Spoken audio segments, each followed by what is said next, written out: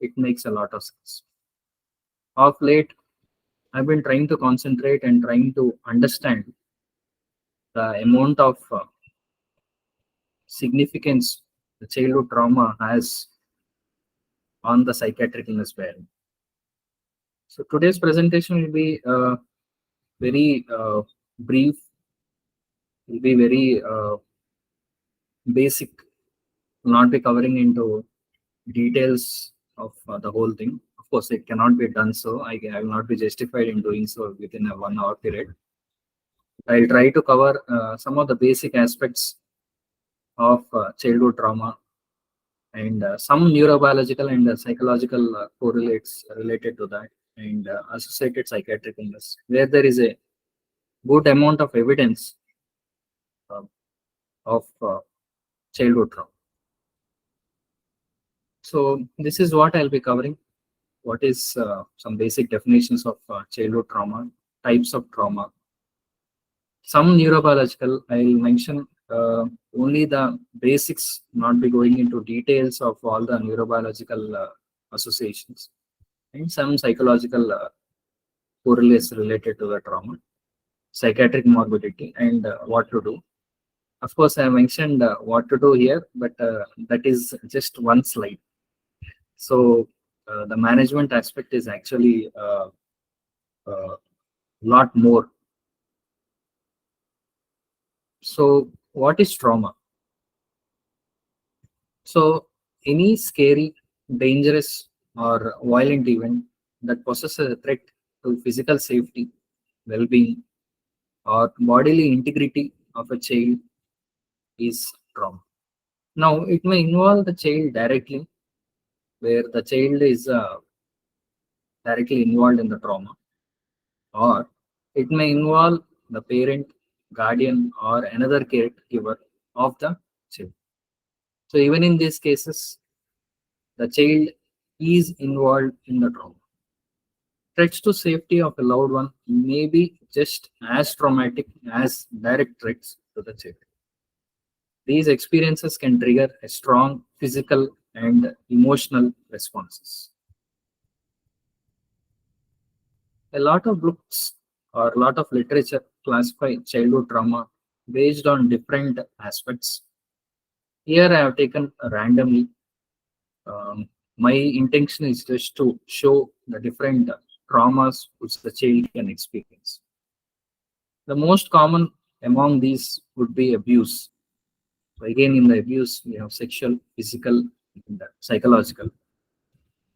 Other things which can be included are life-threatening accidents or illness, either they are directly or indirectly involved. Violence in the school, probably would have noticed a lot of news reports, especially from the US, where there is gun shootouts occurring in the school. Bullying, again, it could be physical, emotional, or recently we have this cyberbullying. Domestic violence, again, as an indirect result to the child. Natural disasters, acts of terror, public health crisis, like recently what we had is COVID-19. Loss of loved ones, especially sudden or violent in nature, and when the child's age is in such a way that they understand what is going on. Refuge or war experiences, as what is going on since almost more than 6 months in the Ukraine, and neglect. So the next few slides, I'll be trying to cover these trauma very briefly. Abuse can be of different forms. Again, physical abuse is the most common form. It occurs when parent or caregivers commit an act that results in physical injury, even if the injury was unintentional. Sexual abuse, any interaction in which the child is used for sexual stimulation of the perpetrator or as an observer. It can include touching or non-touching behavior. It can affect both girls and boys. Now, the important aspect here is to note that even boys can be involved in this sexual abuse. life-threatening illnesses or accidents. Usually, we come across this as a medical person because most of these children are admitted in the hospital for a long duration.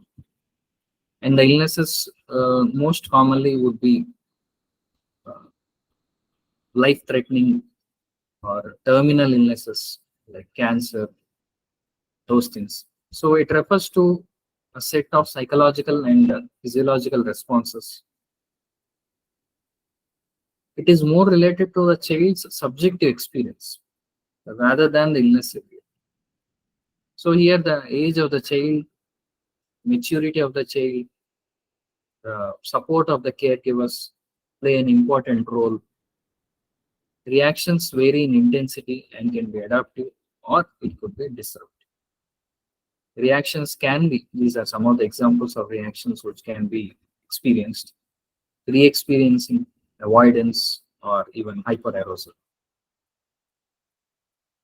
Coming to bullying, probably everybody would have heard of bullying.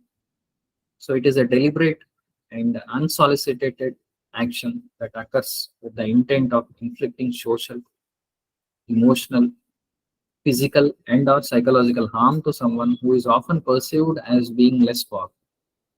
So usually it occurs in the earlier ages, or when there are some other disorders which the child has, some neurodevelopmental disorders, or in case of minorities. Typically happens repeatedly. It prevents someone from enjoying safe, stress-free living, learning, or working environment. Now, bullying can be of different types. It could be physical, verbal, social, and cyberbullying. Cyberbullying, the problem here is most of the times it goes unnoticed. Even the parents or the teachers would notice only the changes of behavior in the child, but they will not be able to identify from where the child is having the problems. Domestic violence. An individual purposefully causes harm or threatens the risk of harm to the partner or spouse. Now, in this, there are a lot of practice used, or you can mention types of domestic violence. It could be physical, sexual, financial, verbal, or emotional in nature.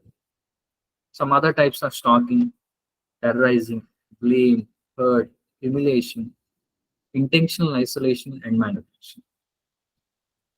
In almost all these cases, children are often silent or hidden victims, usually the frightened witnesses.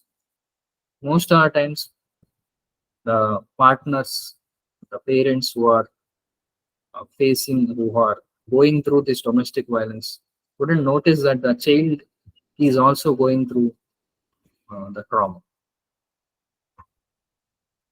Loss of loved ones. Many children adjust well. Some may have difficulties with that interferes in the everyday life and make it difficult to recall positive memories. Usually, sudden and unexpected death may lead to a traumatic reaction. If the child's responses are severe or prolonged, then it may interfere with the daily functioning of the child. So, like going to school, playing, doing the routine activities, etc. Reaction can vary according to age. Ability to understand death, so that meaning what death is, what happens. So it depends on how the child understands it. Previous life experiences and emotional health before death of the loved one. So now we'll move on to some neurobiological and psychological aspects. As a disclaimer, I mentioned whatever I mention here is a very small part of what has been already there or what is going on. And there is a lot of research going on to identify the different aspects or the changes which occur in the biology of the brain because of this childhood trauma. So we'll just start with some very basics, the development of the brain. The brain starts developing from the third gestational week, that is within 1 month of the conception. And the development of brain extends through the late adolescence. There is literature to say that the development of brain extends even up to 60 years. So mature brain, that is at the time of birth, the child has somewhere around 100 billion neurons. These migrate to different brain areas where they make connections with other neurons, and these further help in establishing neural networks. Now, these neural networks are very important. They are the ones which are responsible for different activities. So, brain development basically involves different processes like neural production, migration, and differentiation. Synaptogenesis, where there are different formation of synapses between the different or neighboring neurons, myelination, apoptosis, and pruning. Now, apoptosis is nothing but the programmed cell death. Of course, it is considered to be pathological, but in the starting years of life, apoptosis plays a very important role. So, during early postnatal, that is soon after the birth, there is excessive production of these connections, what you call it as synaptic exuberance, followed by systematic elimination of up to 50% of them. Now, this process is called as pruning. So, soon after the child is born, there are a lot of changes which are occurring in the brain. Basically, the brain is very active during this time, and pruning is one of the important processes where the 100 billion neurons actually get reduced and form useful networks and connections. So even though apoptosis in adult is considered pathological, but in the brain development, apoptosis and pruning are non-pathological events that play an essential role in generating complex neural networks. These events establishes the core components of the developing nervous system. These also provide patterning in the major subdivisions of the brain. That is the lower cortex, we have the higher cortex or the neocortex, and further divisions in the neocortex. So early adversities in the life of child, that is during the early years of the child where there is abuse, there is detrimental effect on the mental health that in turn leads to behavioral and cognitive problems. Now this has been established by a number of articles and a lot of research. What happens is that childhood trauma involves or starts a cascade of physiological, neurochemical, and hormonal changes. So neurochemical changes include a lot of changes in the neurotransmitters. Hormonal changes, especially the stress hormone, stress response system involving the corticosteroids, cortisol. So these in turn have or cause changes in the brain structure and further leading into changes in the functioning. Now, selective brain structures are involved in stress and emotional regulation. Now, by the time the child is born, the stress and emotional regulation systems are already in place and they are very well active. The important component or the brain structure involved is hippocampus, limbic system. So, the areas which are affected when there is a early childhood trauma includes hippocampus and prefrontal cortex. Now, there is a theory where it says that when there is a early childhood adversity or trauma, the higher cortices, that is the neocortex, which includes the prefrontal cortex, is not very well developed. Whereas the lower brain structures or the older structures, which are there even in the lower mammals, like hippocampus, limbic system, basal ganglia, are very much more active. Now, for a human being, the higher cortex or the neocortex are the one which are supposed to be much more active when compared to the lower brain structures. Now, higher structures are the ones which are responsible for our abstract thinking, judgment, and further cognitive activities. So what happens is that when the lower brain structures are much more active when compared to the higher brain structures, it causes problems. Developing brain as such is most malleable and most sensitive to experiences, both good and bad. Actually, bad, that is the negative memories, has a lot of negative repercussions. So, as I mentioned, child at the time of birth has core elements of stress response already intact and centered in the primitive parts of the developing brain. So, when the child's brain senses either from inside or outside that something is not right, it registers as distress. This distress, if it is internal, could be hunger because of calories which are required, or it could be anxiety if an external threat is perceived. Now, external threat could be childhood trauma. Now, brain development happens in a use dependent manner. This is a very important sentence to understand.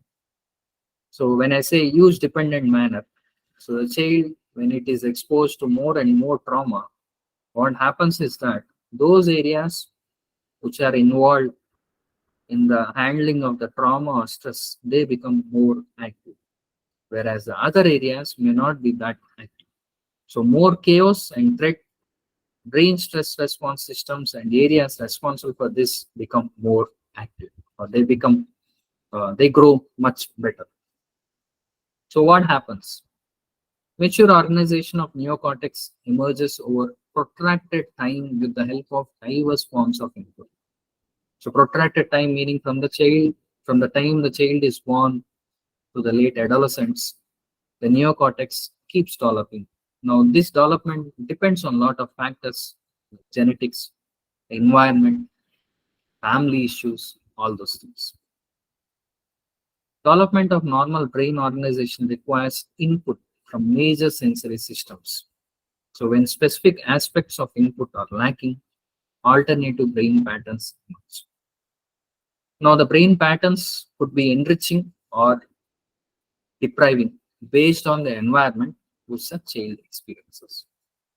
If it is an enriching environment, what we observe is that there is a greater diversity of cortical synapses, increase in the brain support cells, that is, the glial cells, and augmented complexity of the brain. So, we would have noticed when the child is I'm just giving an example, the child is in a joint family, there are a lot of family members who are interacting with the child, playing with the child. So what happens is that the child picks up the cues and learns things little early when compared to the other child. So when there is a sensory deprivation, the selective effects that target particular cortical sensory systems. So childhood trauma is regarded as an experience that induces complex developmental disorders, condition that strongly affects the sensory inputs essential for the normal brain development. So these negative emotions are more memorable than the positive ones because recalling threatening things and avoiding in future, if possible, is often critical to survival. Now, this is something which we share from our lower mammals, lower primates, where survival is the key. So what happens is that the negative events are always given much more importance. So similarly, during our development, our brain gives more importance to this negative memories. It remembers for a longer term. So as Dr. Bruce Perry mentioned, brain is an historical organ. It stores our personal narratives. So child's life experiences shape who they become by creating a catalog of template memories, which in turn guide their behavior. So a crucial element in figuring out any brain-related clinical problem is getting an accurate history of patient's experience. So he further goes on to mention that when we are unable to understand what is happening to the child, always we should look into the caregiver's upbringing or their development. Probably they would have experienced some trauma, and because of that, the child might be going through some of the issues. So now a little bit of clinical thing, how to identify. Again, I'll mention these are very basic stuff, not going into very much details. So in the preschool children, They might present with fear of separation from parents or guardians, nightmares. Sometimes they can present with secondary nocturnal neuroses, overeating habits, sudden weight loss presenting as failure to thrive, and most commonly presenting to the pediatrician, and from then getting referred to us where they are unable to identify any cause. Persistent cries or screams. During the elementary school, they can present with feelings of guilt and shame. Now, this is because they don't understand how to respond or what is a normal response, whom to uh, confide on, who will help them, and because of those things, they have these feelings of guilt and shame. Child may become fearful or anxious. They may have sleeping problems. Again, they can present with secondary nocturnal illnesses, difficulty in concentrating, further leading into probably school refusal. When we go into further higher ages, in the middle and higher school, we can come across depression. Now, the depression in children is a very difficult thing to identify because the presentation may not look as in case of adults. So in adults, it is almost so straightforward or it becomes very easy. But in the children, depression, the presentation can vary. It can have a lot of different ways of presentation. Feelings of alienation, eating disorders, and self-harming behaviors. So these are the some of the common ways in which child may present following the trauma. Moving on to the psychiatric illnesses, various psychiatric illnesses have been associated with the child trauma. There is a research, there is a lot of research going on. Almost every time the things keep changing a little bit, further advancing our knowledge and understanding about the childhood trauma over the psychiatric illnesses. What I'll do is that in the few next slides, I'll covering the different disorders, and then I'll be touching on how or what kinds of childhood trauma is associated with these disorders. So bipolar affective disorder, so where we have swings of depression and mania. So childhood trauma is 2.63 times more likely to have occurred in bipolar affective disorders.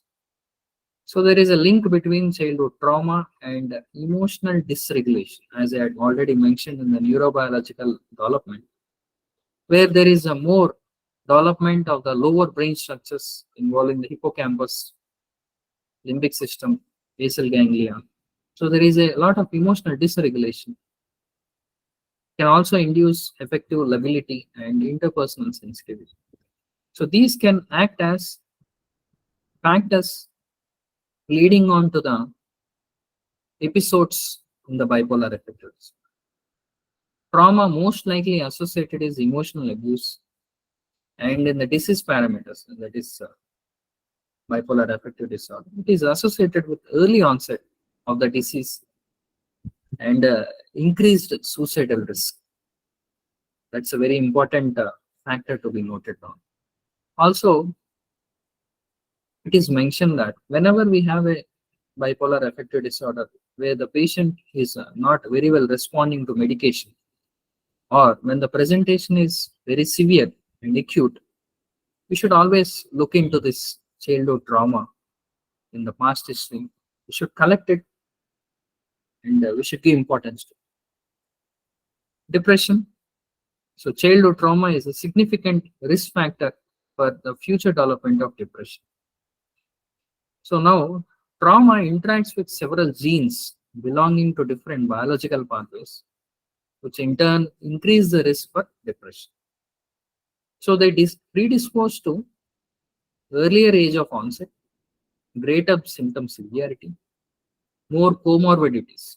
So along with depression, there could be other disorders like OCD or other anxiety disorders. There is increased risk of suicide and poorer treatment response.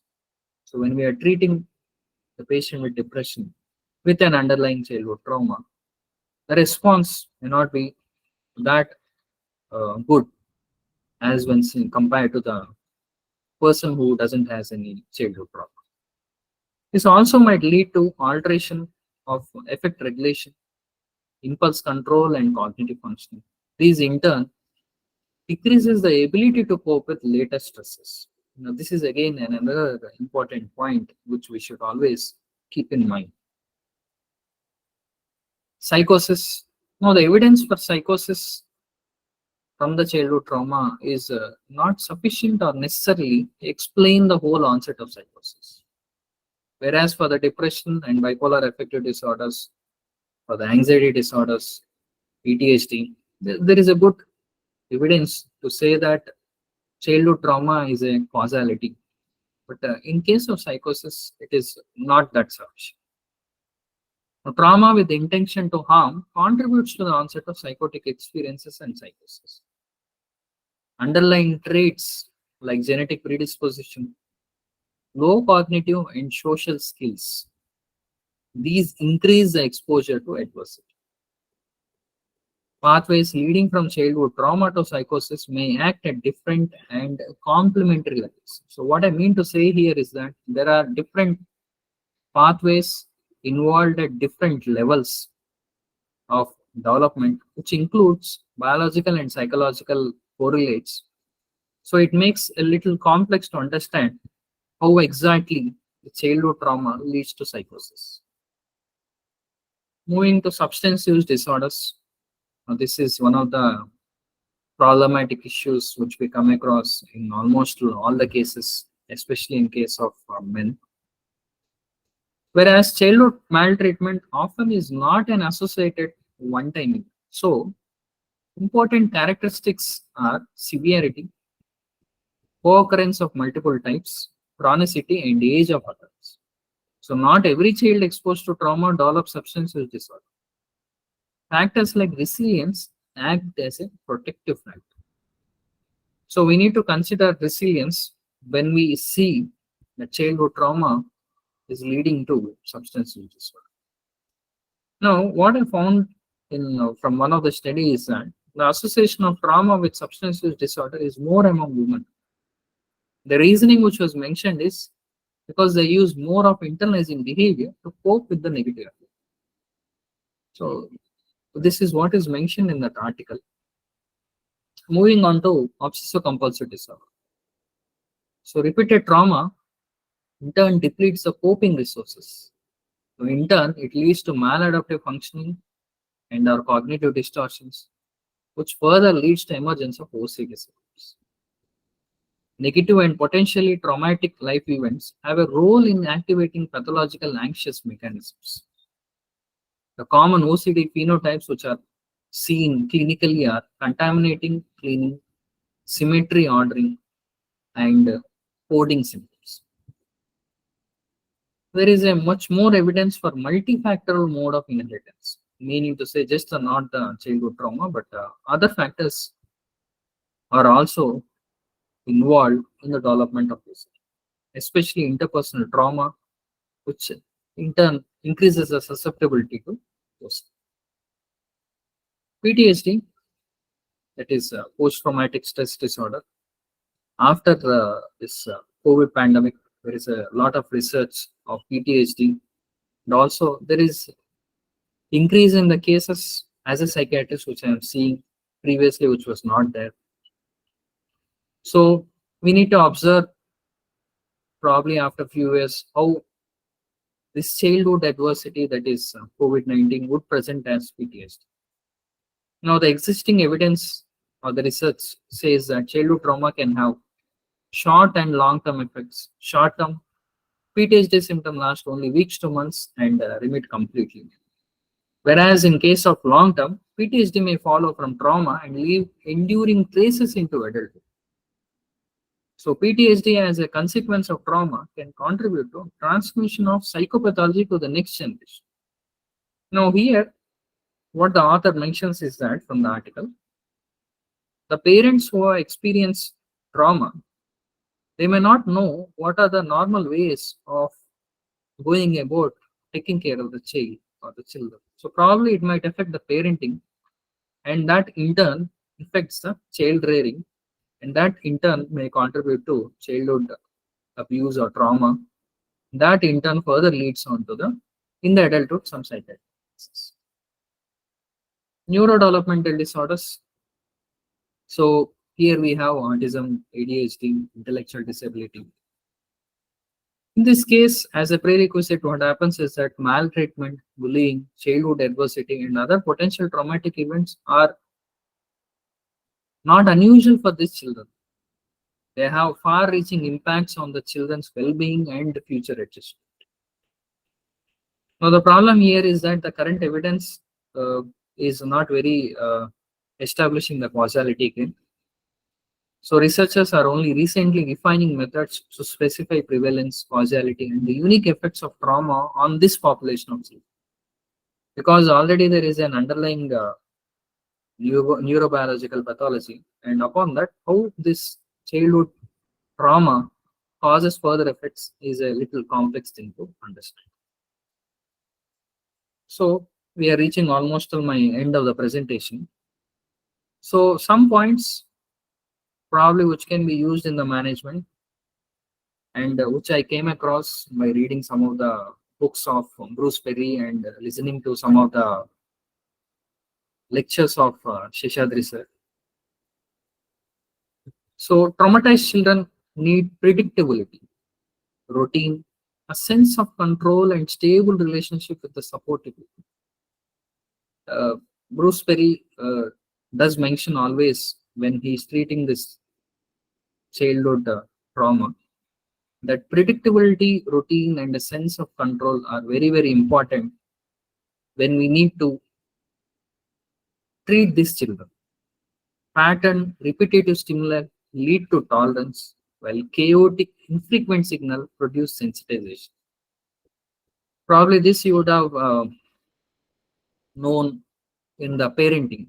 So uh, uh, when adults come to us that they are ready to be becoming parents, so at that time we tend to mention to the parents that both the father and mother should be on the same lines. They need to establish some basic things which the child needs to follow, so that avoids this chaotic and infrequent signals. Most therapeutic experiences do not take place in therapy, but in the naturally occurring healthy relationships. The quality and number of relationships in child's life does a lot of wonders. So, would like to end by this, and also would add a few slides on further readings and one case vignette which I came across.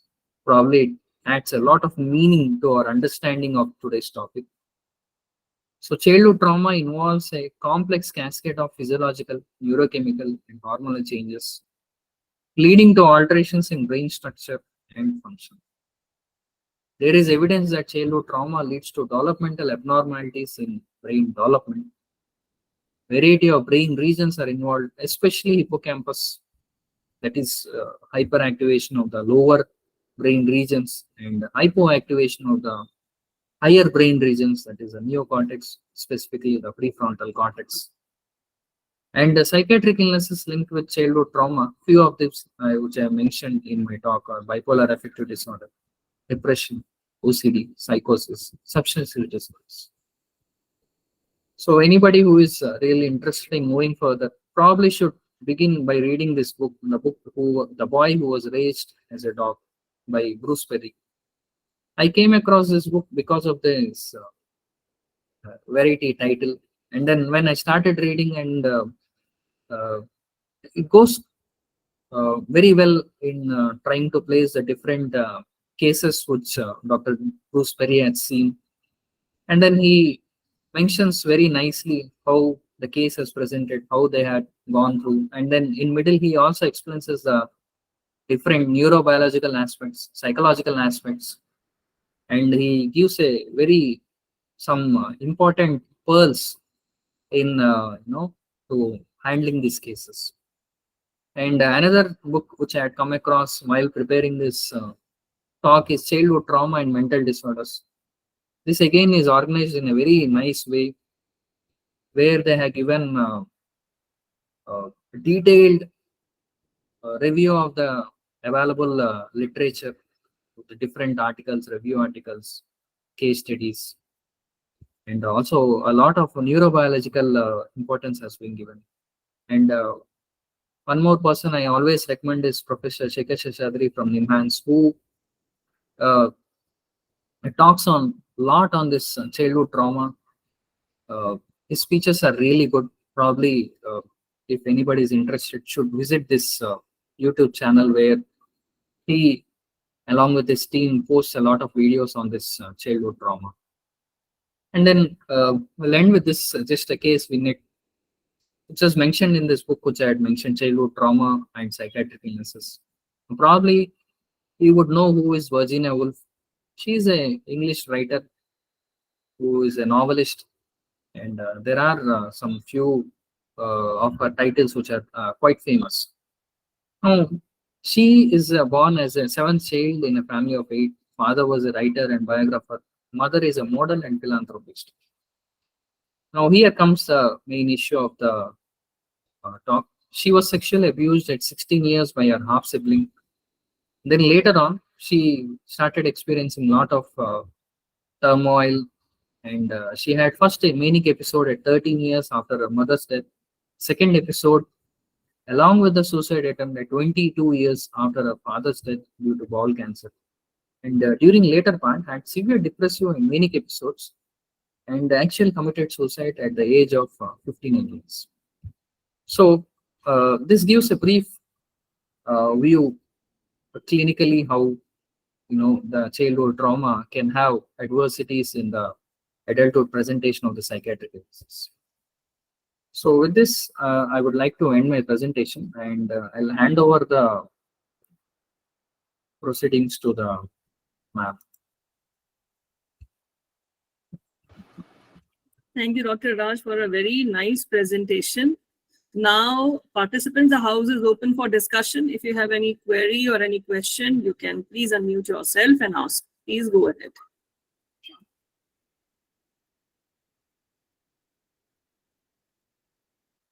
Or else you can write down in the chat box your doubts, your queries, anything that you have in mind related to childhood trauma.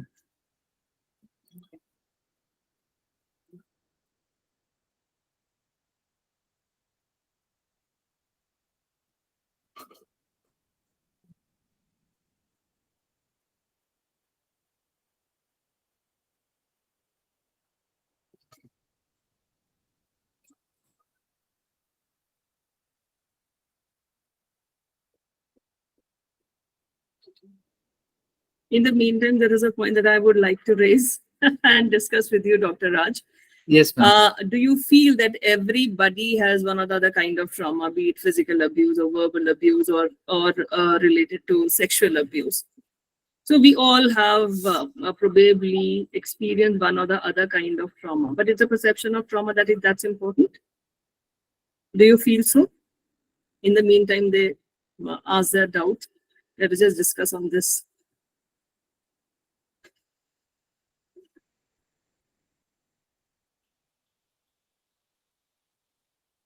Am I audible, Dr. Raj? Yeah, now you are audible, ma'am. Yes. Is the perception of the trauma important? Because we all have faced one or the other kind of trauma in our childhood. It happens. But do you feel the perception of trauma is important? Clinically, when we see the cases who present to us with depression or bipolar affective disorders, usually as a biological man or medical man, we tend to give less importance to these things.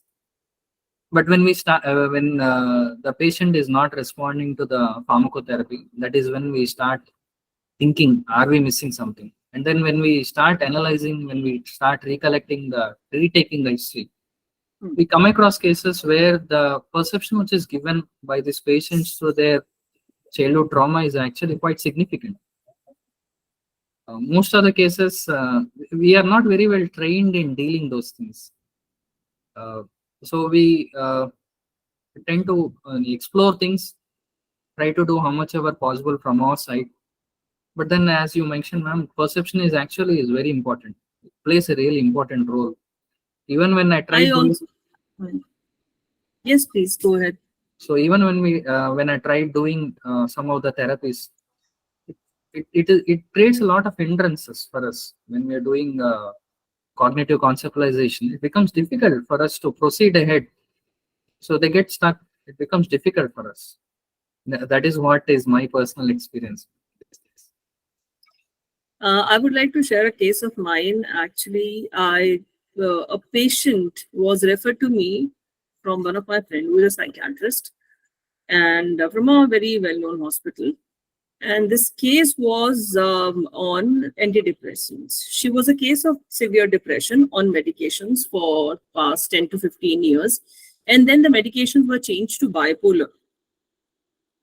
And when they started the medications for bipolar, she started having seizures. There were 2 episodes of seizures. So the neurophysician and the psychiatrist decided not to change the medications, but to be on the same pharmacotherapy and start psychotherapy if possible. And that's how I got the case. This lady was 57 years old, wife of an Air Force officer, a retired Air Force officer. And seemingly everything is fine. Both the kids are settled abroad and they are happily married. But when I had a word with her, she looked very, of course, she was a case of severe depression. She looked very depressed, even with medications, and there was no will to live. And the only single sentence she was stressing on, I have given everything to this relationship. She was talking about the marital relationship, and still it didn't work.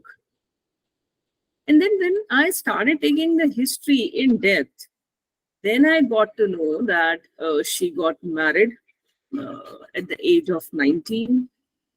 And for past so many years, she has spent her life with the husband. Husband is a bit dominating in nature, probably by virtue of the profession. And this lady is very recessive and very emotionally weak. And then on taking the history, there were a lot of things. Childhood trauma. Now, this lady has associated the husband with the father who was dominating, with the brother who was dominating. And they were also in defense. And she was suppressed throughout. And you will not believe Dr. Raj with CBT, she has done wonderfully well. Now, when she came to me for the psychotherapy, she said, I am scared of everything. She never used to go to the kitchen also. And now, after 2 years, the medications, the potency and also the dosage has gone down a lot. And she is very confident. She has started going out, and recently she has visited abroad all alone.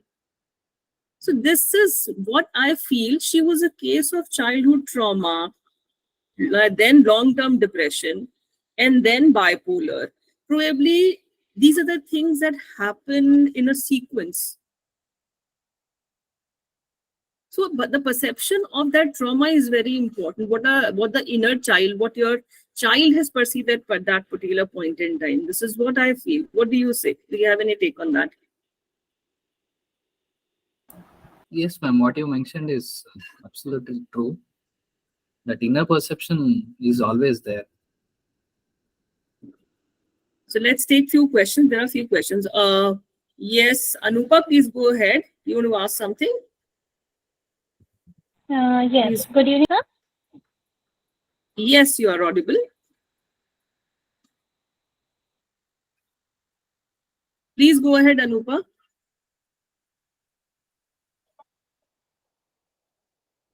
I think it is stuck, ma'am. I think there is some. Can you go ahead, Anupa? Please ask. Yeah, yes. So my question is actually, I have a two-year-old, and because I am from medical, so actually I'm confusing sometimes. Is very naughty, he will not listen to him to do, he will do that. Will you really not to do, he will do that. So I really get confused if I'm strict with him, if I'm like scolding him or with thoda sa chatter like that. Sometimes I feel कि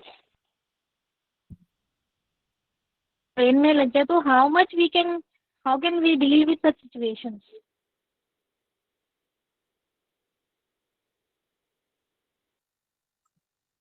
Anupa, can you please write down in the chat box because we are not able to hear properly. Okay. Can you please write down in the chat box?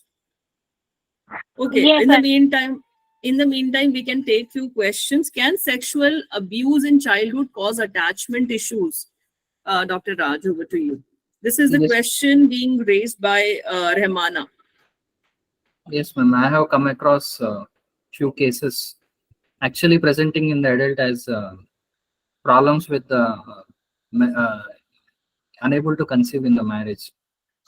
So at that time, when we take the history, there is some or the other childhood sexual abuse, and even I had recently seen a case where there is sexual abuse, and the patient comes with the problem that I'm unable to, think of the thought of marriage itself is a very distressful thing. So yes, childhood sexual abuse is can cause attachment issues. There is one case that I would also like to discuss. It's a weird case, very strange. The girl was sexually abused. She has repressed it. She doesn't want to work on it. But the husband came to me with a thing that I am alcoholic because I'm emotionally very down right now. It has been 8 years of marriage, and my wife doesn't want to conceive. And when I took the detailed history, in 8 years they never had sexual relationship. So it is just the emotional connect and a very basic human touch that they have in marital relationship. So this is something that happens. So for a lady conceiving a child is very important. Now you can even think, she's a very successful girl, very successful, owns a big business, but she doesn't want to talk about it. So it is a child trauma probably which we need to address. But at the end of the day, she needs to have an insight. Yes. So that's the thing. Another question that we have, can you tell about the relation of childhood trauma and different personality disorder from Anushri Ghosh? Dr. Raj. Actually, when I was reviewing literature for this talk, I came across articles where childhood trauma is related to personality disorder. But then it's a very complex things. So I somehow didn't wanted to include in this talk and then make it much more complicated. Yes, there is association with this childhood trauma and development of this personality disorders. It's a very huge thing to understand and then simplify and then tell. Clinically, what I had seen is that childhood physical abuse in the adulthood can lead on to some of the cases of borderline personality disorders. And even in some of the cases where we made a diagnosis of borderline personality disorder, past history when we went and checked, there were instances of childhood trauma, specifically physical abuse and those things.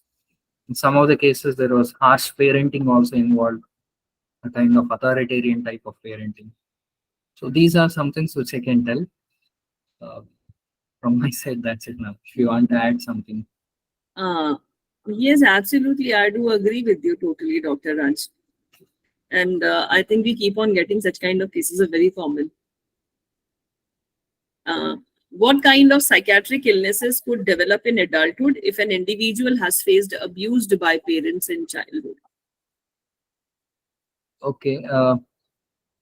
So most of the things which I have talked in my presentation, those are the things which I can come across by the harsh parenting. So depression is and anxiety disorders are quite common, maybe followed by bipolar affective disorder and those things. Of course, there is a genetic underlying also. So genetic also adds on to that. If there is a family history, again, there is a more likely chances of having the psychiatric illnesses. So that's from my side now. There is another question. I have a 2-year-old child who is very naughty. So I have to scold him sometimes or be strict with him. I'm always scared that this should not affect him at the mental level. How much strict can we be with the child?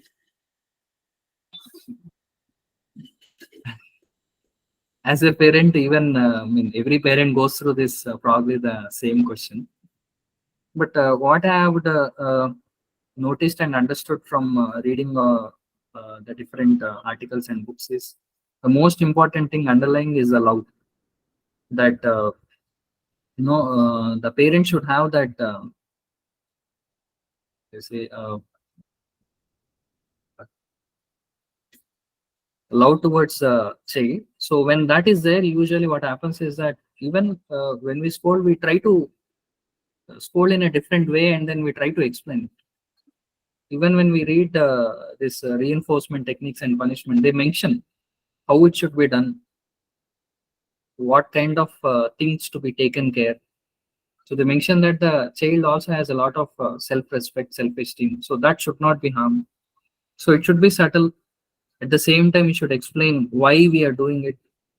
And then we should be emotionally involved. We should, at the same time, we should love the child. So we should tell the child that this is not going to affect the relationship which we have with the child. This is just a normal thing which we are going to face. And the child probably should understand that. That is what I have understood, ma'am. Yeah, absolutely. Absolutely, Dr. Raj. There is one more question. Is there any relation of Oedipal and Electra complex with childhood trauma? I really don't have any. Probably I have to read more literature on this now. So I don't have much understanding on this. Iona, please go ahead. Iona Sirkar, you have raised. Hello, am I audible? Yes, you are. Okay, first of all, I would really like to appreciate your team for bringing out such interesting talks, which are honestly the need of the hour. Sir, my question is that to what extent do you feel administering a childhood trauma screening questionnaire or any kind of tool in regular clinical practice would help in better treatment and diagnosis of the patients? So these rating scales are usually much more important when we are doing research to quantify the amount of trauma which the child is passing through and all those things. Clinically, it can be used as a baseline. So what kind of things, and then to quantify things and note it down. As in when the chain comes to follow, probably we can see how what kind of effects the child is going through. That is my limited experience with this rating scales. Frankly, I don't have much of experience on these things. Probably I would have answered your question, or I left some more doubts in your. No, sir. It's I'm satisfied. It's just I feel that instead of having the patient for multiple sessions and then tumbling upon some kind of childhood trauma that they must have had, if we administer a screening tool in the very first encounter, then we can diagnose them a bit earlier. Okay, I would like to add something here. Most of the times, the childhood trauma only the client or the patient will tell it openly only after few sessions. Even if we administer the rating scales, usually it's very difficult. They would say, I don't want to do all those things. I want to come for follow-ups. Usually, when that alliance is developed, even when we talk on the sensitive issues, they come up with that. So probably we have difficulty in talking in the first session. By administering rating scales, we may not be able to get the whole history.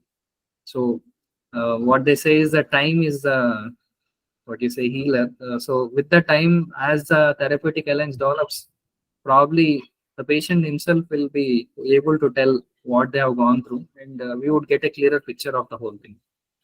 As ma'am also has mentioned in one of the cases, as the sessions kept going, ma'am came to know more things about the patient. That's my understanding. Makes sense, sir. Thank you. I totally agree with Dr. Raj Ayona.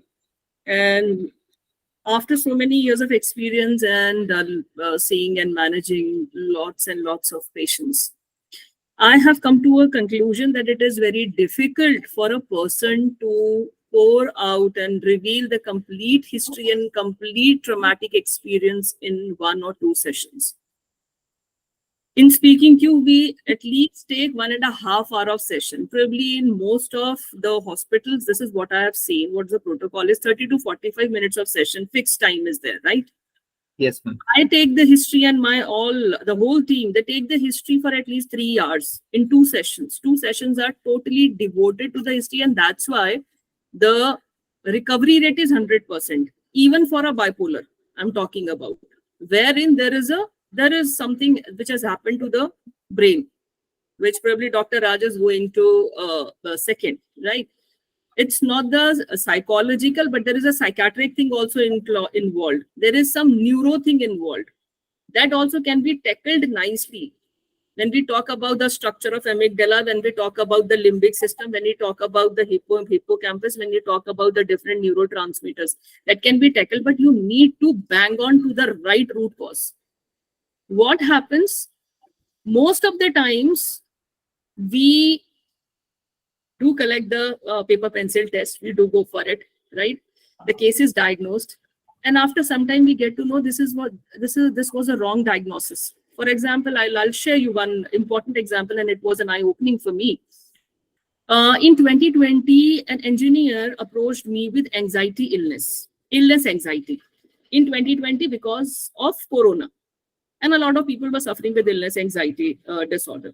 He went to a psychiatrist, got himself diagnosed. He was taking medications on anxiety illness, and the doctor said that you must take psychotherapy, you must go for CBT, right? And it is going to help you. Now, a man, 45 years old man, right? I also took the history, complete history, again, 3 hours of history. Everything was done. A lot of childhood traumas were there. They were released one by one. And he is right now off medications after 1 year, 1 year of therapy and 1 year of pharmacotherapy. He's off medications, absolutely fine, and on follow-up. Now, after 1 year and 15 sessions in a year, what he has told me was very shocking. How's your life going on? Everything is going on fine, ma'am, but I'm very scared nowadays because of the career of my kids, because my daughter has just completed 12th. I said, then why are you so stressed? She has a liking towards, an inclination towards a career. She'll do that, don't worry. And yesterday, one incident happened. She picked up the matchbox and it made me aggressive. This was the line. She picked up the matchbox and it made me aggressive. I said, why it made you aggressive? Ma'am, I do not light matchbox in my whole house. I said, for past 1 year, you have not talked about it. Whenever anybody in my family touches the matchbox, it gives me a very yucky feeling. This is the word he has used. That means the matchbox is associated with something. He said, I can't even see the matchbox, even a matchstick in my house. So there is no matchstick in my house. There is no matchbox in my house. Nobody touches the matchbox. What is the reason? I do not know the reason, ma'am. Something has happened. See, after 15 sessions, and he is all right, absolutely fine. There is no illness, anxiety. And then it triggered me. It seemed to be some content of OCD. So we need to address it. So probably it was the anxiety related to OCD. But he never came up during the history taking session. He never came up during other sessions because there were other things which are important. His life was very eventful. Probably this was something which is the last priority. Yes, because a lot of trauma do happen in everybody's life. But we always have number 1, number 2, number 3, number 4, number 5, and down the line, a lot of things. So there are certain things which are suppressed, and they come up only when you are able to resolve the things which are on priority. And then I said, see, go and again tell your psychiatrist, this is the thing. Because now I'll be treating you on these lines. Because this you have neither told me nor you have told your psychiatrist. Why? Then he said, ma'am, there were other important things. So this is how, now when we give this paper pencil test on the first go, rating scale on the first go, nobody is interested in disclosing things. It takes time. It takes time. It depends on the personality of the person as well. If a person is introvert, no, the person will not disclose. It will take few sessions. If you agree with me, Dr. Raj. Yes, ma'am. Yes, ma'am. You're absolutely right. Even I have noticed it takes time actually. It takes time. Yes. Any question? Any other question? Any other doubt? I think 2 more questions have been added, ma'am. Just see the chat box. Yes. What type of trauma can result in schizophrenia? Is it different from lower duration psychotic disorder like schizophreniform and brief psychotic disorder? As I had mentioned in my talk, the childhood trauma with the psychosis, the literature is not clear cut as to identify what kinds of things are associated. So that is the reason why I mentioned in a general term as psychosis. So again, they don't exactly mention what kind of trauma leads to schizophrenia. So probably more research will be able to identify those things. Whereas for others, emotional neglect is one of the things which was most commonly associated with bipolar disorder. One of the things. If an individual was diagnosed with clinically depressed, but did not continue medication and therapy or any other form of treatment, is it likely that when the individual becomes a parent, the symptoms can transfer to the child? The question is very tricky, and I think it is well thought of. So here, I think parenting can affect the child in 2 different possible ways. One thing is genetical. So genetically, if the parent has a psychiatric illness, the child probably can have a psychiatric illness, similar kind or related to that spectrum. That is one thing. And the other thing is that when the parent is going through depression and if the parent is not taking treatment, obviously what happens is that he or she will not be able to fulfill the parenting needs which are essential for the child. So in that way, it can have some kind of effect on the child. Probably that would explain to some extent the question which is posted by Zarina. And there is some ripple effect that happens in every psychiatric illness. Yes. If a mother is OCD, then you will see, even if the kids are absolutely fine, but you'll see certain traces because of the learnings that they have learned over a period of time. Of course, there are certain bad things which are learned, but those things can always be unlearned. But we need to understand that ripple effects do happen. It happens, and that's what we study in psychology. I hope Dr. Raj has answered all the questions. Any other question, anybody? Or else we can just close the session now. Speakingcube has started a professional certification on trauma and grief management, and it's a diploma. So level 1, level 2, and level 3, you can see the details over here, and the details will be the poster will be posted in the Speakingcube group as well. If anybody wants to go for it, please go ahead and inquire about the details from the HR. Thank you so much, Dr. Raj, for a very mindful session. And it's always a pleasure to have you on this platform. And we are very happy to get associated with you, Dr. Raj. Looking forward to few more such sessions. Sure, ma'am. Thank you for this opportunity. It's really a great pleasure for me talking on this platform. Thank you very much, ma'am. Thank you, Dr. Raj. Thank you, everyone, for being a patient. Your patient listening, and thank you, sir, for answering the question. And this has been very interesting and informative session from Zareen. Bye, everyone. Bye, Dr. Raj. Bye, ma'am. Bye.